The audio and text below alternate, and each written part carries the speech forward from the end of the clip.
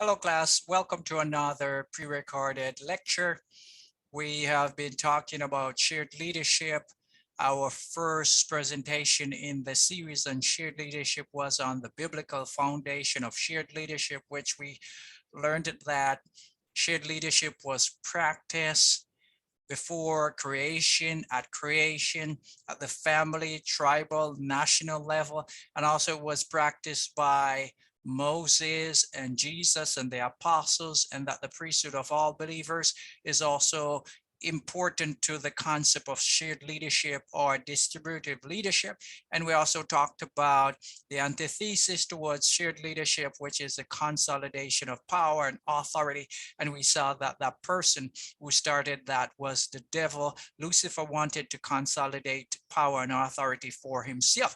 Then last time we talked about shared leadership, the different types of definition of shared leadership, different types of shared leadership, such as visionary shared leadership, authentic shared leadership, and so on. And then we talked about the differences between shared leadership and traditional leadership, where traditional leadership is unity of command, while shared leadership is distribution of leadership functions where more than one person can enact the leadership function. Also, we talked about, traditional leadership emphasize downward influence, while shared leadership focuses on upward influence, downward influence, and lateral influence as well.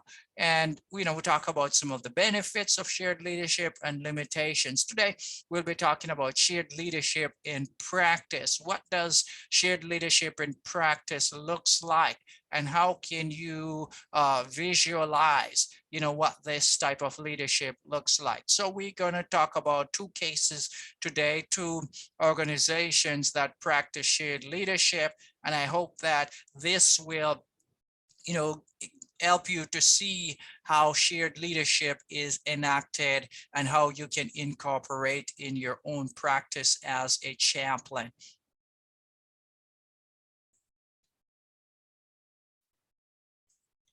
So Organization X is the first example that we're going to be talking about.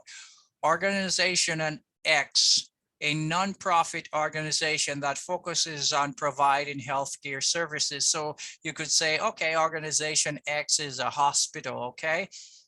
Or it could be a nursing home. It has 500 employees. That's Organization X. Leaders are passionate about shared leadership, and they incorporate it into the life of the organization. So the leaders of Organizational X, they're very passionate. They believe in shared leadership, and they practice shared leadership. Shared leadership is integrated in Organizational X core values, staff meetings, employment, leadership development, and development of organizational goals. So that's how Organizational X, or the leaders in Organizational X, Organization X practice shared leadership. So the first thing is that shared leadership is one of their core values. One of their core values that core value is that they believe in the distribution of leadership function, and it's a core value for Organization X. Also, they use shared leadership in staff meetings, and you might be wondering, how do they do that? Departmental and executive leaders use a rotating chair for staff meetings, rotating chair, where they don't have one person that chairs all the time, but they use a rotating system. Rotating chair for each staff meeting is selected at the beginning of the year. Chairs at least one monthly staff meeting for the year, but no more than 2 for the calendar year, because of the sense of distribution of the leadership. So one person cannot chair no more than 2 times.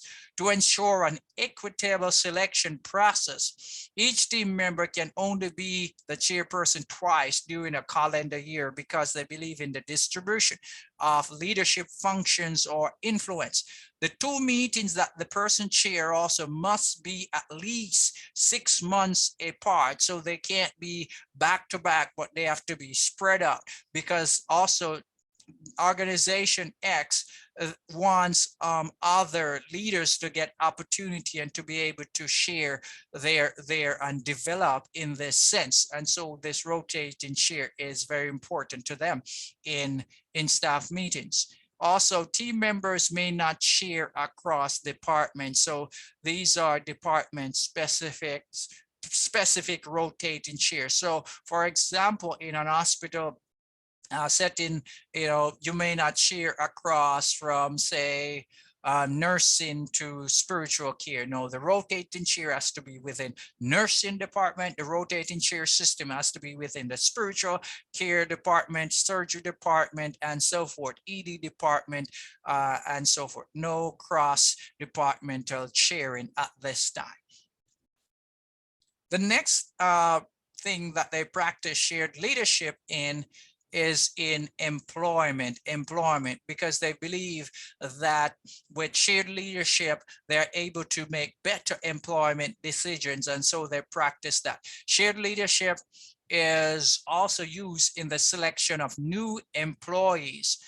The elected leader at each level of the organization conducts the screening interview to make sure that potential employees understand the job requirements. So the elected leader does the screening. So whether it's at the departmental level or it's at the executive level, the elected leader is the one who screens to make sure that the person has the, understands and knows the job description and what is required. And then the employment process follows with peer interviews. Peer interviews are conducted for potential employees. This is where their peers interview them. And then departmental peers select the individuals for employment. So the departmental peers, they interview and they recommend the person to be employed, to the elected leader. And the elected leader go ahead and make the job offer. And this is centrally important to organization X, because this new person is going to be a part of the department. And so it's very important that the departmental employees have a say, because it's going to affect the synergy or the group dynamics when you add a new employee, or when somebody is resign or so forth. And so it's very important that the team has a say in who becomes a part of the team. Executive vacancies follow the same process used at the departmental level. And so again, the elected leader does the screening. And so for example, the CEO would probably do the screening for executive members, and then the rest of the administration would do the peer interview and would recommend the hiring of the candidate to the elected leader. And this is very important, because with the peer interviews, you also have, the people who know the leadership functions or know the responsibilities to be carried out. They are better able to make those decisions. Also, organizational X, or organization X rather, practice leadership or shared leadership in their leadership developmental program or process, because they are passionate about shared leadership. And so they want to make sure that they practice that in their leadership development. And so in this process, what organization X does is that the selection of 2 individuals with leadership potential. So they select individuals with 2 leadership leadership potential, and this is non-elected leaders in each department. And so, individuals with leadership potential are selected at the departmental level. 2 individuals. These individuals participate in the leadership development program for 6 months. So the first 6 months, the first individual will participate in the leadership developmental program. The second 6 months of the year, the next person will participate. Each department has 1 person in the leadership program for the first 6 months of the year and the second person in the following 6 months. The program is held once a month. The first 3 months of the program concentrate on leadership theory through seminars and virtual self-paced learning. And so, for example, the philosophical foundation of leadership, organizational behavior, leadership change, the different, styles of leadership, such as transformational, authentic, and, shared leadership. And they go over also traditional leadership, such as trait theory, behavioral theory,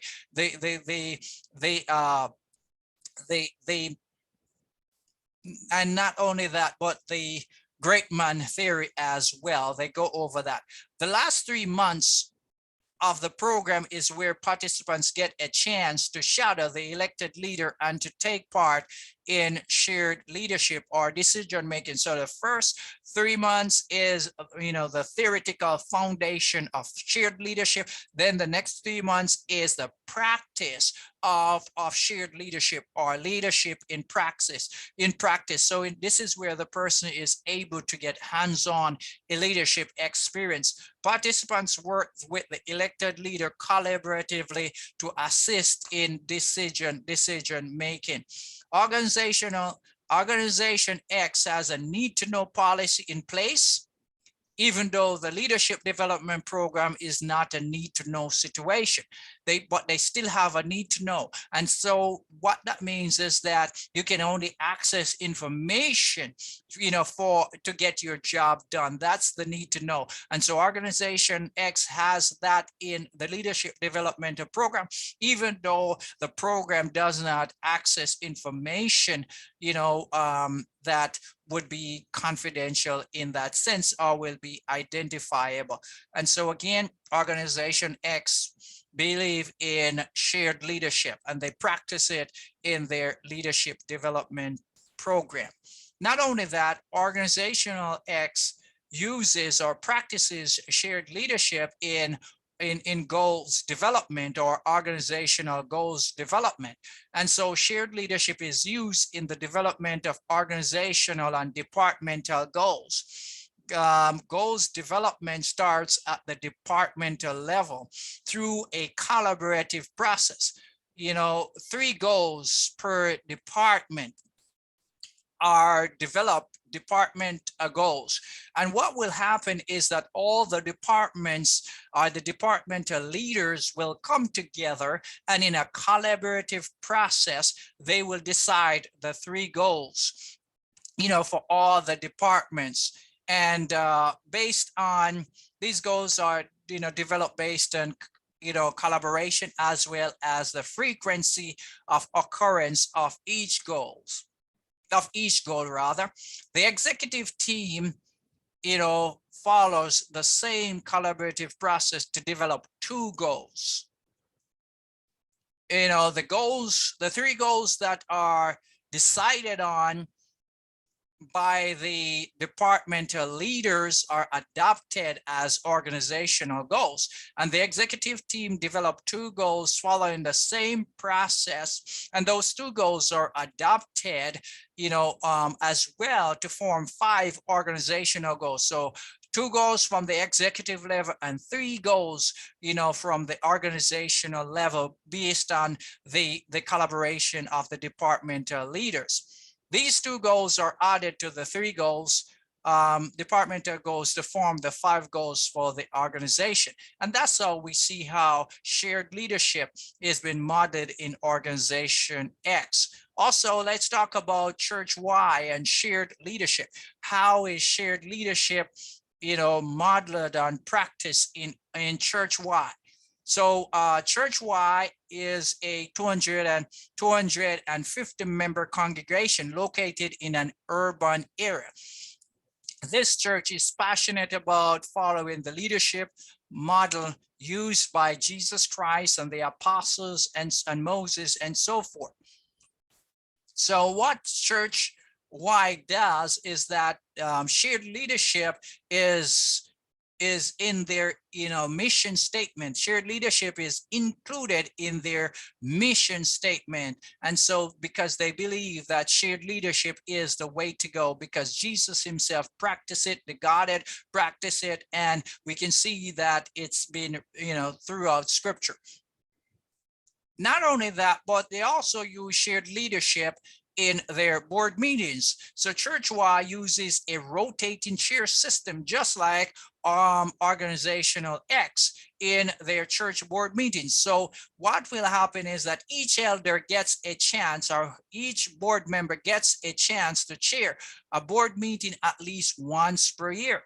The pastor of church-wide models how to chair a board meeting for the board members by presiding over the first 2 board meetings for the year.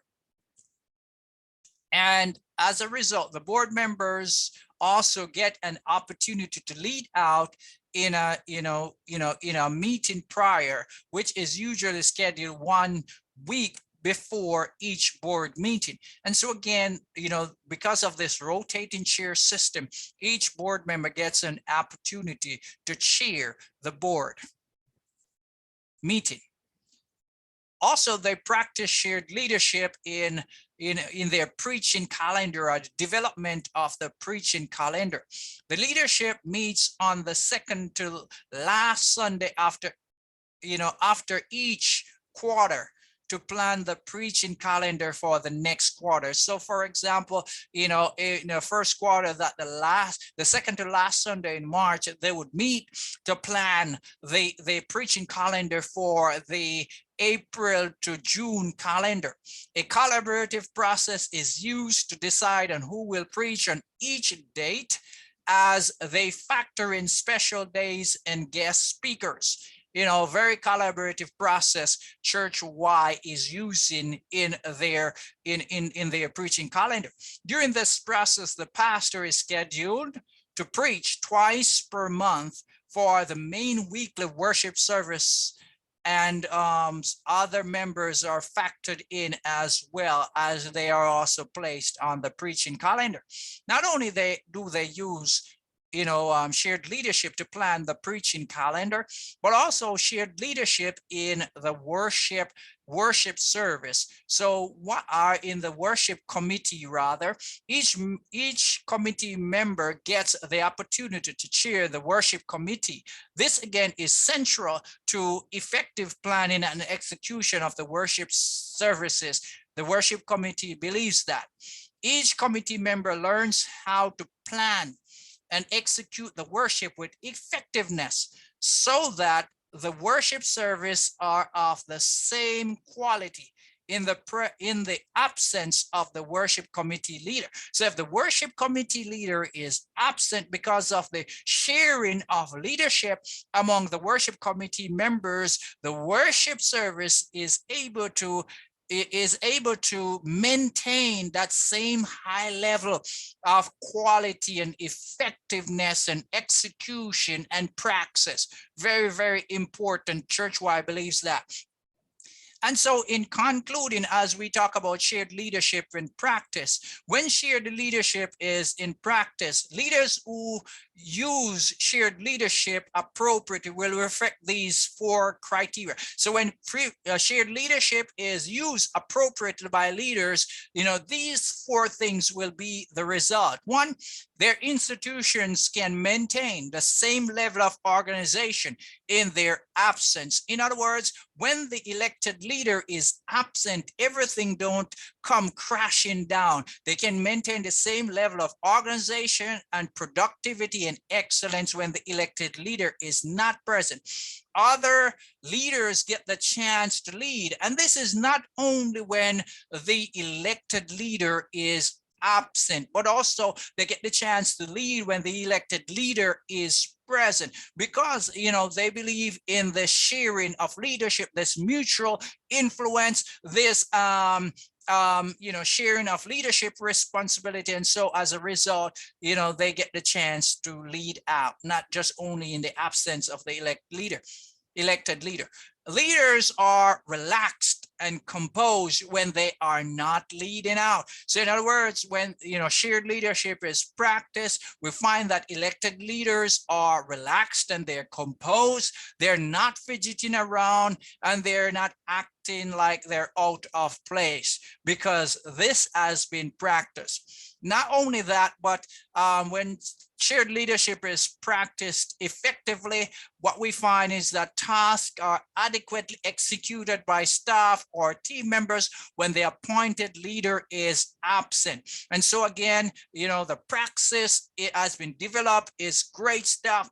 And so again, staff members are able to execute the vision and the goals and the effectiveness required. And so again, shared leadership in practice, we saw that organizational X and church-wide, they were able to implement shared leadership in the life of their organization, such as rotating chair at board meetings, such as worship committees, rotating chair, and everyone gets the opportunity to be able to develop and to learn the strategy and plan and execute the worship service so that they're of the same quality. And I trust that these ideas would have stimulated your interest, they would have challenged you, and as a result, you will be able to implement shared leadership in your own practice as a chaplain, and that in a way that will lead to your effectiveness. Thank you so much for joining and for participating in this pre-recorded lecture today. Have a wonderful day.